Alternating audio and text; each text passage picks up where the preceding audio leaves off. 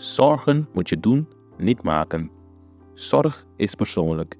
Onze jongste patiënten krijgen daarom bij de huisartsenspoedpost ook een persoonlijke behandeling.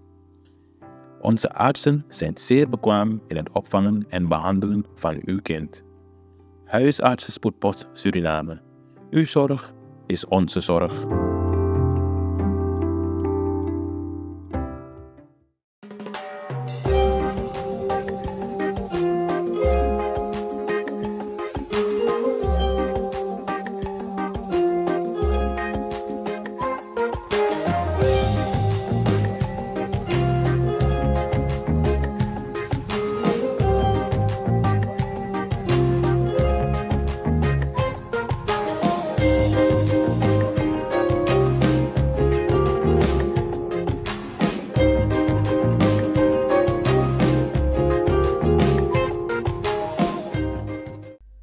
Ben jij een gedupeerde van de toeslagenaffaire, ouder, kind of ex-partner?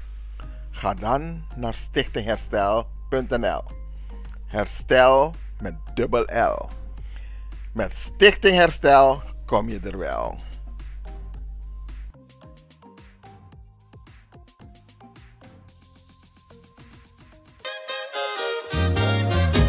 15 Promotion organiseert Kitty Kotti Boatface. Zondag 29 juni 2025.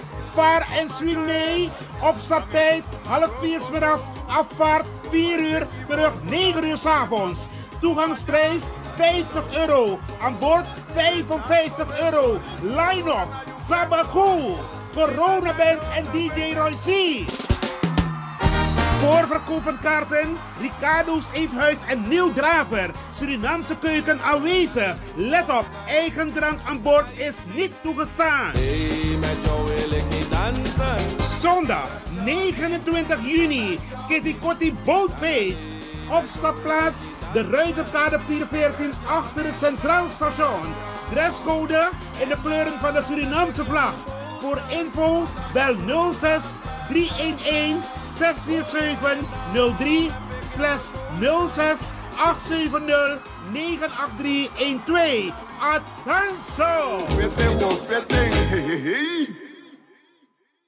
Gisteren waren we bij de informatiesessie van openbare werken met de bewoners van Weg naar Zee.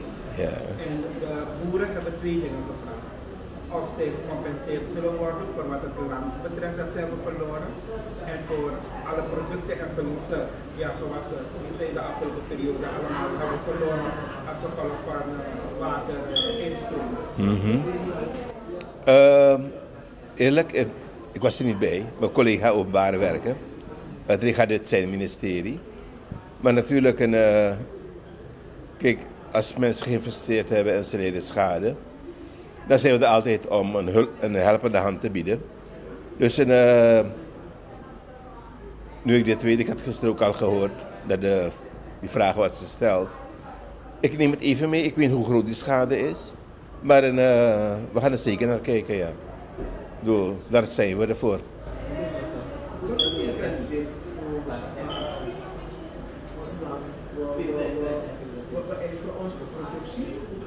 Maar gewoon aan de andere kant koppelen met dergelijke situaties die we in de hand hebben. Kijk, het betekent natuurlijk, wij behoren tot de top 5 van de landen in de wereld met een groot risico. En dit gaat zich blijven herhalen. Het is niet alleen maar gevaar vanuit de zee.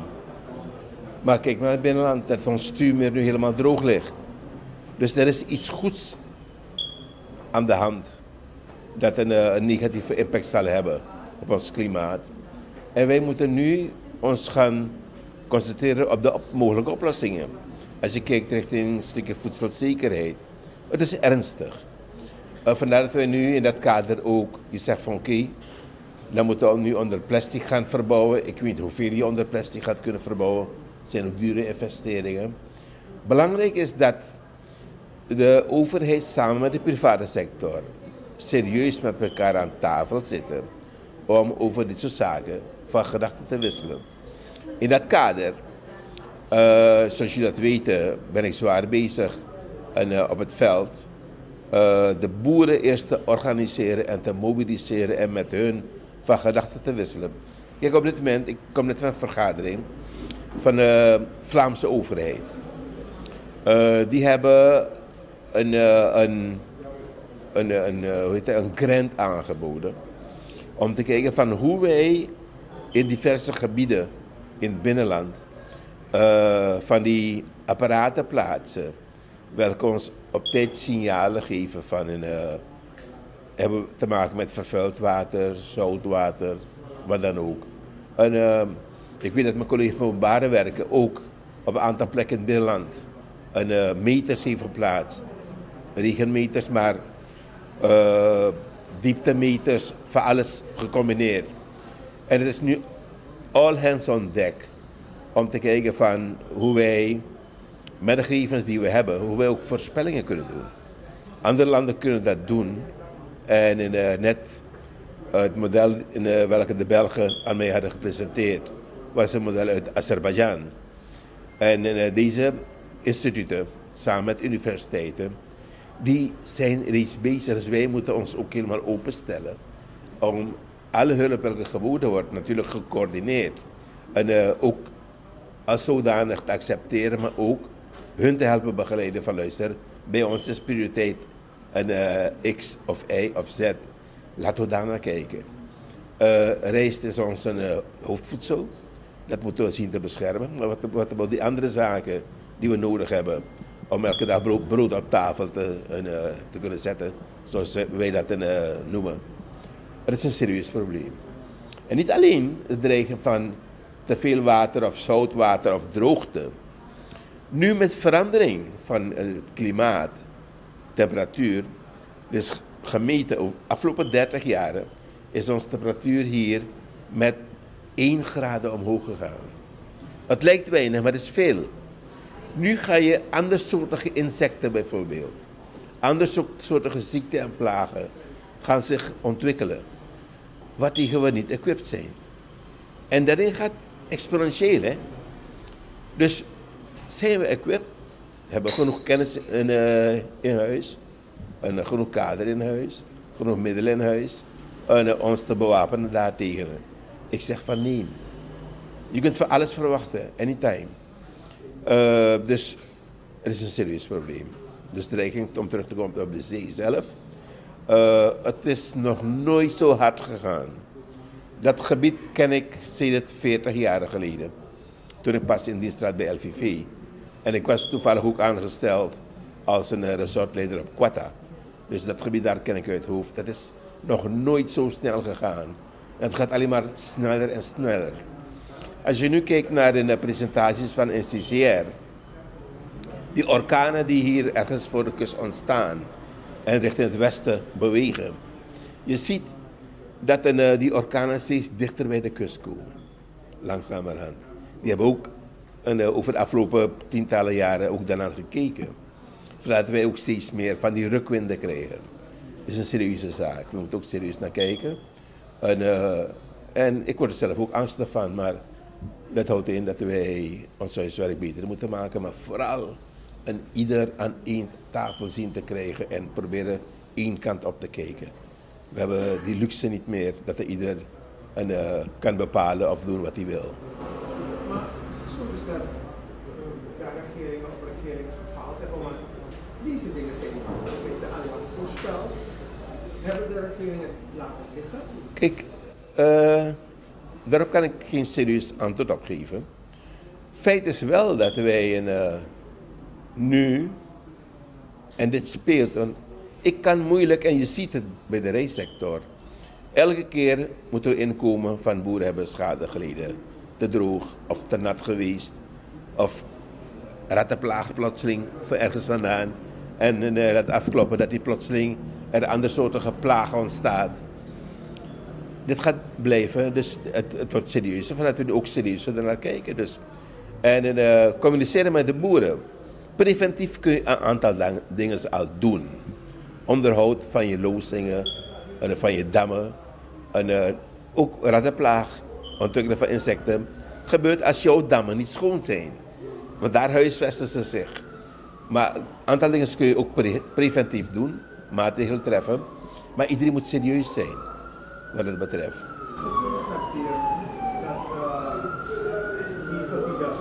Vertegenwoordigen als het gaat om onze voedselproductie. Hoe zijn de uitgekocht?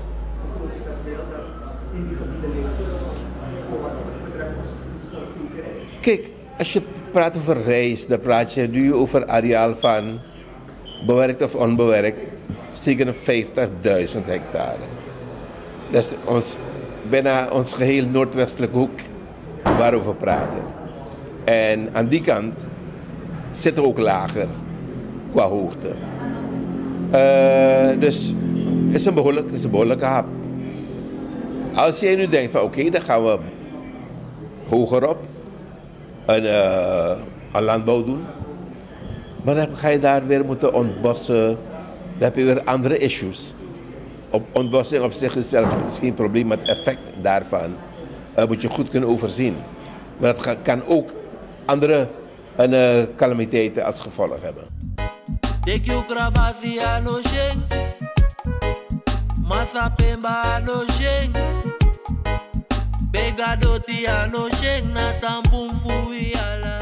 Dus dit zal misschien in de toekomst gaan betekenen dat we het tegendeel, zoals we eigenlijk niet willen, om meer te gaan importeren. Ja, maar voor lokaal, kijk, ik heb er geloof in dat wij ons voedsel zelf kunnen produceren. Ik denk even niet aan import. Maar welke maatregelen ga je moeten treffen, lokaal? Je kunt ook kijken naar van hoe je jouw sector moet helpen transformeren in een andere vorm. Die swampen die we hebben met voldoende water, moet je ze gaan droogleggen? Of moet je die swamp precies zo laten en misschien, ik noem maar wat, de dieren daar kweken die aangepast zijn aan die omstandigheden. Ik denk aan die karbouwen, die onder nette omstandigheden grootgebracht worden, dan aan gewoon weilanden. Ik denk aan eenden in plaats van kippen, ik zeg maar wat. Maar misschien andere wildsoorten die zich beter gedijen onder die omstandigheden. Dan kom je niet zozeer aan je natuur en de hele habitat daar kunnen precies zo laten. Maar je kunt toch nog ook oogsten daaruit. Visserij, maar misschien wat extensiever. Wij denken meteen van ergens hoe heet het, een pond, een vijver, waar je vissen kweekt, je stopt voer erin.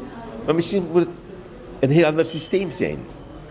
Je laat die swamp daar, natuurlijk ga je moeten omringen met een dam. Maar gooi die beesten erin, wat extensiever, gaat je minder voer kosten. Dat zijn zaken die we mee moeten nemen in het hele verandering van je gedachten. Ander soort aanpak, maar meer natuurvriendelijker. Zijn er concrete beleidsplannen hierover? Zeg maar, ja. Nu in de ontwikkeling, ja. Ik heb deze twee even bewust genoemd. Die karbouwen.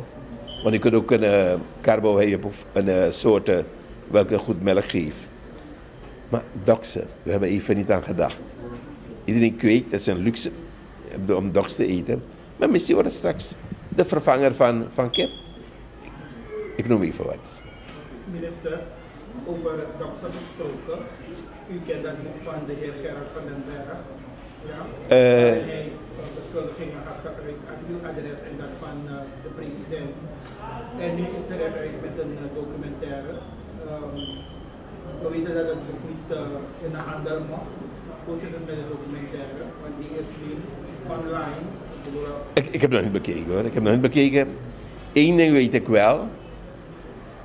Het enige wat ik heb gedaan, vanwege mijn verantwoordelijkheid, is te voorkomen dat wij besmetten en eieren in Suriname zouden krijgen. Dat is het enige wat ik heb gedaan. Voor de rest heb ik er niks mee te maken. Dat iets daarboven zich afspeelde tussen degene die een lening hadden genomen bij iemand anders, ik zal de naam even niet noemen, dat speelde boven ons hoofd. Ik keek puur alleen met de wet en regelgeving, wat de veterinaire aspecten betreft. En op grond daarvan heb ik gehandeld.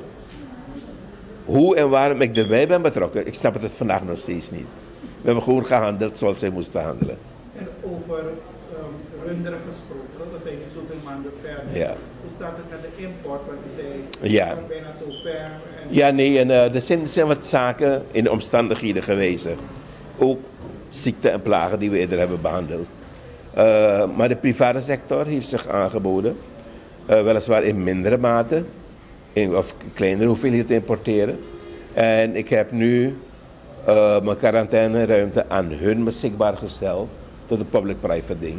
Dat zij het verder op mogen pakken, de activiteiten daar.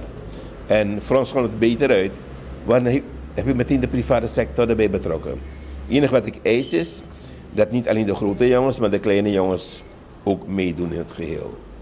En het komt goed, het komt goed. we zien dat de geruchten steeds groter worden, minstens dat sale verkocht zal worden aan de familie Vermisser, klopt dat? Ik heb het een aantal keer uitgelegd. De instructie is gegeven. Een team welke zich ermee bezig gaat houden. Dat de bedrijfsjurist erbij is. Dat de bedrijfsaccountant erbij is. Dat vakbond heeft geëist dat er ook een paar andere specialisten erbij gehaald worden. Vanwege de pensioenregelingen van de mensen die daar werken. Ten tweede, ik heb gesteld, er moet een openbare bid komen. Laat mensen bieden. En laat het transparant zijn en open zijn. En zij die meeste zullen bieden, die zullen het wel krijgen. Voor mij is belangrijk, het terrein daar is niet meer geschikt voor visserijdoeleinden. En overal daar rondomheen zie je hotels verrijzen. Dus sale moet een keer verhuizen als je de activiteiten wilt voortzetten.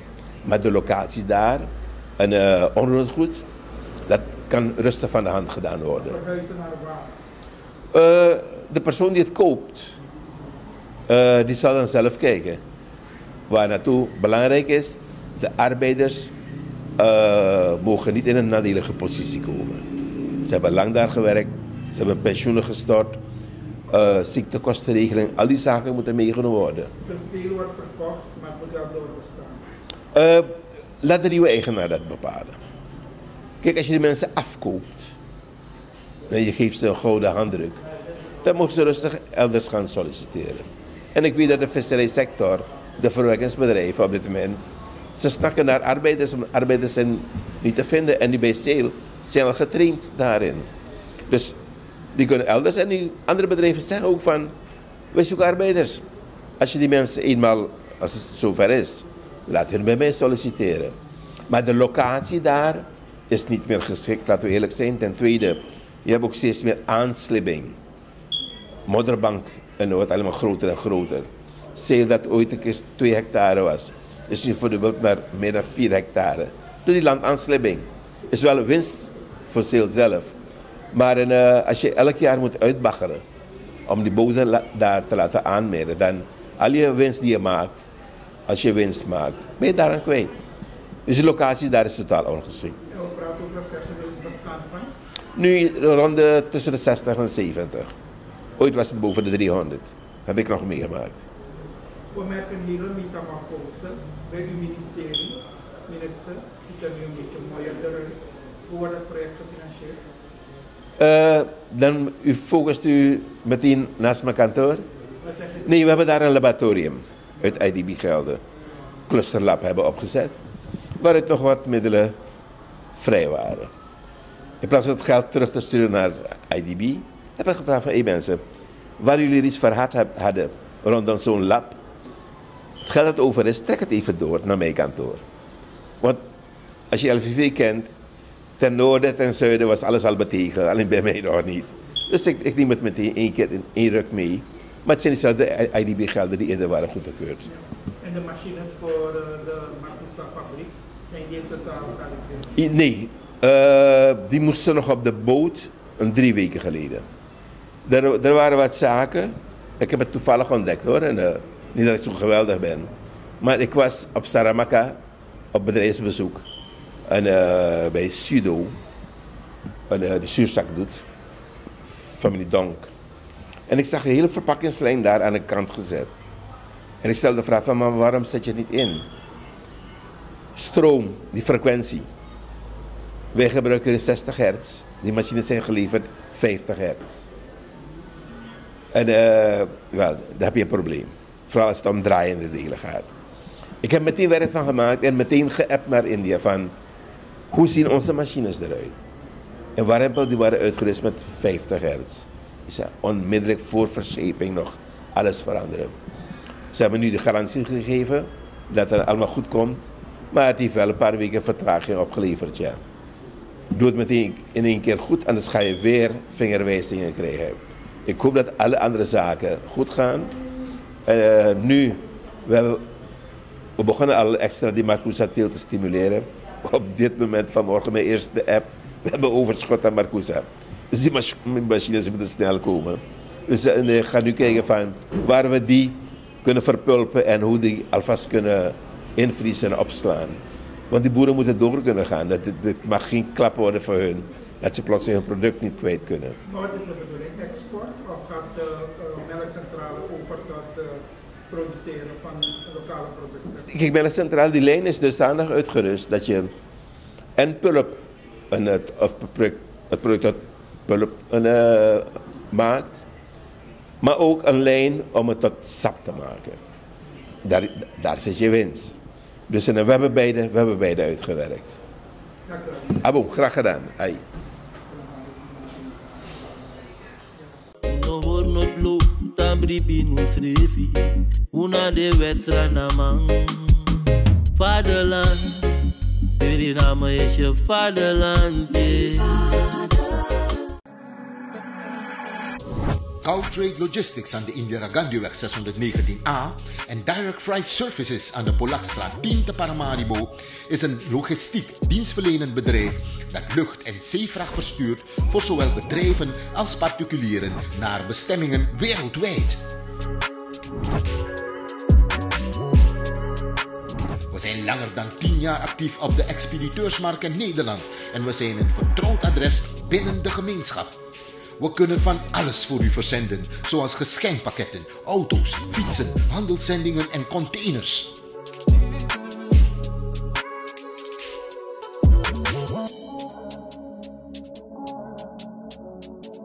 Gautrade Logistics aan de Indira Gandhiweg 619A en Direct Freight Services aan de Polakstraat 10 te Paramaribo hopen u binnenkort te verwelkomen in een van hun vestigingen, zodat u zelf onze kwaliteit en service kunt ervaren. Tot gauw!